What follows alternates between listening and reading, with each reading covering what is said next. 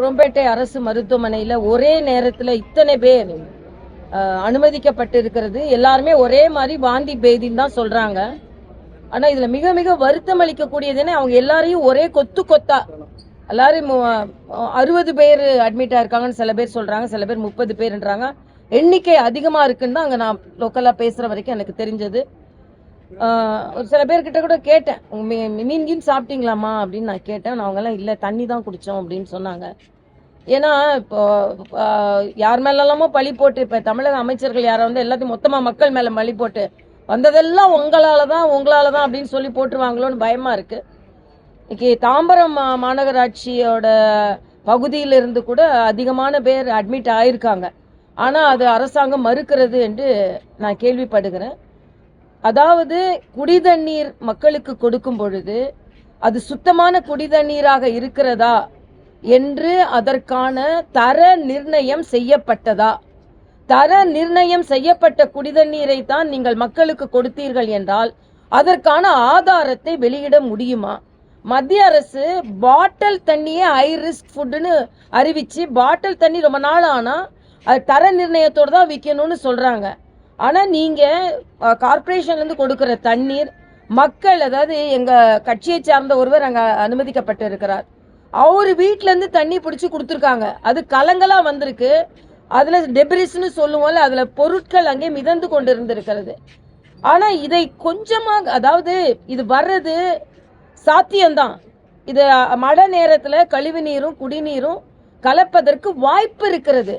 ஆனால் அரசாங்கம் அதை போர்க்குணத்தோடு கண்காணித்து இப்படி வருவதற்கு வாய்ப்பு இருக்கிறது. அப்போ வந்தா என்ன செய்யணும்னு ஒரு முன்னெச்சரிக்கை நடவடிக்கை எடுக்கணும்னு தான் நாங்கள் கேட்குறோம். ஆனால் எதுவுமே செய்யாம முற்றிலுமாக தோல்வி அடைந்து விட்டு இன்னைக்கு மக்கள் மீது குற்றத்தை சாட்டி விட்டு இன்னைக்கு ஒரு சுத்தமான குடிதண்ணீர், நல்ல சாப்பாடு, நல்ல இருப்பிடம் கொடுக்க வேண்டியது ஒரு அரசாங்கத்தின் கடமை. அதுதான் சமூக நீதி என்றது. ஆனால் சமூக நீதியை பேசிக்கொண்டே இன்னைக்கு இன்னொரு வேங்கை வயலா அப்படின்றது நமக்கு பயமா இருக்கு. அதனால அந்த மக்களுக்குமே இன்னும் அவங்களுக்கு நிச்சயமாக நியாயம் கிடைக்கவில்லை. அதனால் பொதுமக்களுக்கு முதலமைச்சர் எங்கப்பா, துணை முதலமைச்சர் எங்க? நான் கேட்கிறேன். என்னமோ அவரோட நிர்வாகத்தினாலதான் எல்லாம் சிறப்பாக நடக்குன்னு சாத்தூர் ராமச்சந்திரன் சொல்றாரு. என்ன நிர்வாகம்? இதான் நிர்வாகமா? ஆனா இருமாப்பு மட்டும் எதையா சொன்னா எதிர்கட்சி தலைவர் தானே, அதுக்கெல்லாம் நான் பதில் சொல்ல வேண்டியதில்லை. நாங்க எதாவது சொன்னா அவங்க வேலை இல்லாம செய்யறாங்க. அவங்களுக்குலாம் வேலையே கிடையாது. உங்களுக்கு தான் நிறைய வேலை இருக்கு. ஆனா இந்த வேலை கூட இருக்கும்ல, இங்க வந்து பார்த்துருக்க வேண்டியதானே. அது கூட உங்களுக்கு முடியலன்னா, அதனால நிச்சயமா ரொம்ப மன வருத்தத்தோடு மக்களோடு மக்களாக நின்றுதான் நாங்க பேசுகிறோம். சரியான மழை வந்தா இதெல்லாம் வரும்னு எதிர்பாருங்க. பத்திரிகையில மாத்திரம் இது அப்படி இப்படின்னு சொன்னேன். சில பத்திரிகை சகோதரர்களை நான் பாராட்டுகிறேன். இன்னொன்னு, தமிழ்நாட்டுல ஒரு பட்டிமன்றம் வைக்கணும் போல இருக்கு. இது ப்ளீச்சிங் பவுடரா இல்லைன்னா மைதா மாவா? இங்க போட்டிருக்கிறதெல்லாம் ப்ளீச்சிங் பவுடரா இல்லைன்னா மாவா?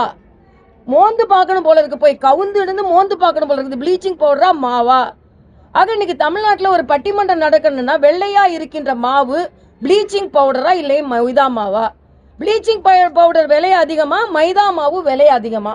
இன்னொன்னு எனக்கு காதுல பட்டுச்சு. அதாவது ஒரு பத்திரிகை சகோதரர் கேட்கிறாரு, எதுக்கு வந்து நீங்க 15 ரூபாய்க்குள்ளது 55 ரூபாய்க்கு டெண்டர் விட்டீங்க அப்படின்னு. கமிஷன்றாரு. கமிஷனரை கேளுங்கன்னு சொல்றாரா இல்லைன்னா கமிஷன் அவர் சொல்றாரான்னு எனக்கு காதுல விழல. ஏன்னா அவர் பின்னால கமிஷன் கேட்குது. எல்லாரும் சொல்றாங்க கமிஷனரை கேளுன்னு சொன்னாங்க அப்படின்னு. எனக்கு என்னன்னா ஒருவேளை கமிஷன் கொடுத்தவனை கேளுன்னு சொல்றாங்களோன்னு எனக்கு தோணுது. ஆக இது எல்லாமே கமிஷன்ல தான் போகுது. ஆனால் ஒரு கமிட்மெண்ட் இல்லாம போய் கொண்டு இருக்கிறது. இதுல வேற இதுதான் திராவிட மாடல், இந்தியாவிற்கே வழிகாட்டுறாங்களாம். இந்தியாவுக்கே வழிகாட்டுறதா இது நடந்து. நானும் 2 அரசாங்கத்தை பார்த்துட்டு தான் இங்க வந்திருக்கேன்.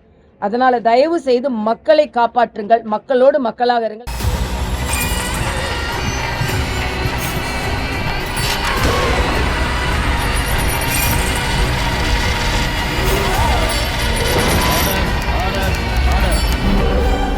குற்றங்களின் மறுபரிமாணம் நிகழ்தகவு நமது நியூஸ் தமிழ் தொலைக்காட்சியில் விரைவில்.